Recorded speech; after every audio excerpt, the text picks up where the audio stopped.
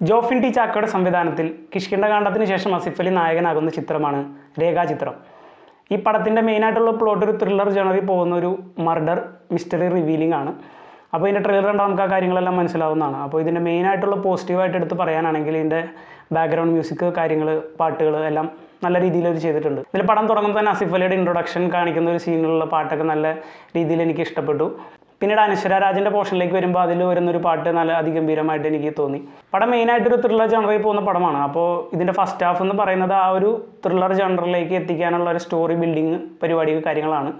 പിന്നെ സെക്കൻഡ് ഹാഫിൽ വരുമ്പോഴാണ് അതിലത്തെ കുറച്ച് ട്വിസ്റ്റുകൾ കാര്യങ്ങളൊക്കെ വരുന്നത്. പിന്നെ മെയിനായിട്ട് എടുത്ത് പറയാനുള്ള ഇതിൽ ആൾക്കാരുടെ പെർഫോമൻസ് തന്നെയാണ്. ആസിഫ് അലി ഉണ്ട്, സിദ്ദിഖ് ഉണ്ട്, പിന്നെ ജഗദീഷ് ഉണ്ട്, മനോജ് കെ ജയൻ, അനശ്വര രാജൻ, പിന്നെ ഇതിൽ ഉണ്ണിലാലു എന്ന് പറഞ്ഞൊരു ക്യാരക്ടറുണ്ട്.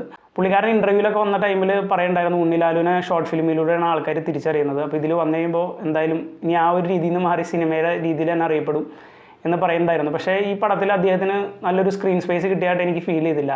മെയിനായിട്ട് 5-10 മിനിറ്റ് മാത്രമേ അദ്ദേഹത്തിൻ്റെ സീനുകൾ ഇതിൽ വന്നിട്ടുള്ളൂ.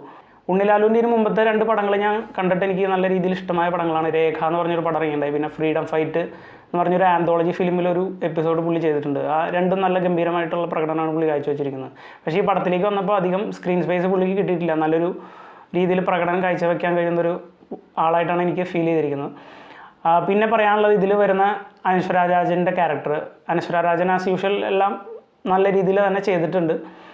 പിന്നെ ഇതിൻ്റെ ത്രില്ലർ ജോണർ ആയതുകൊണ്ട് അതിലേക്ക് എത്തിപ്പെടാനുള്ള ഒരു ലാഗ് പടത്തിന് ഫീൽ ചെയ്തു. പിന്നീട് സെക്കൻഡ് ഹാഫിലേക്ക് വരുമ്പോൾ കഥയിൽ ചെറിയ ട്വിസ്റ്റുകൾ കാര്യങ്ങളൊക്കെ വരുന്നുണ്ട്. എന്നിരുന്നാലും ഒരു അവിടെ നിന്ന് തന്നെ ഗ്രാഫ് ഒരേ രീതിയിൽ തന്നെ പോകുന്നതായിട്ടാണ് എനിക്ക് ഫീൽ ചെയ്തത്.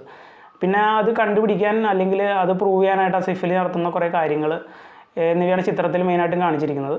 പിന്നെ മെയിനായിട്ടും ഇത് പണ്ട് ഒരു 40 വർഷം മുമ്പ് നടന്നേക്കുന്ന ഒരു കഥയാണ് കാണിക്കുന്നത്.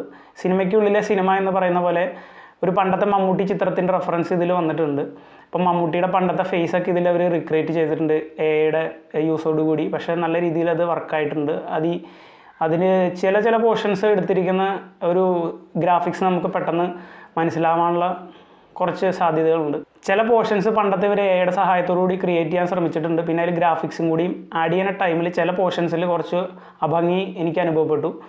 അപ്പോൾ ടോട്ടലി നോക്കുമ്പോൾ ഒരു നല്ല രീതിയിൽ പോകുന്നൊരു ത്രില്ലർ ജേണറിലാണ് പടം ചെയ്തിരിക്കുന്നത്. കിഷ്കിന്ധകാണ്ഡം അതൊക്കെ വെച്ച് നമ്മൾ കമ്പയർ ചെയ്തിട്ട് പോകുമ്പോൾ ആ ഒരു രീതിയിൽ വരാത്തതിലുള്ളൊരു നിരാശ എനിക്ക് ചെറുതായിട്ട് അനുഭവപ്പെട്ടു.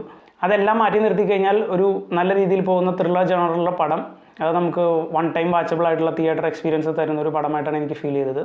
അപ്പോൾ എല്ലാവരും തിയേറ്ററിൽ പോയി കാണാൻ ശ്രമിക്കുക. This is me Karthik signing off from my channel. Thank you.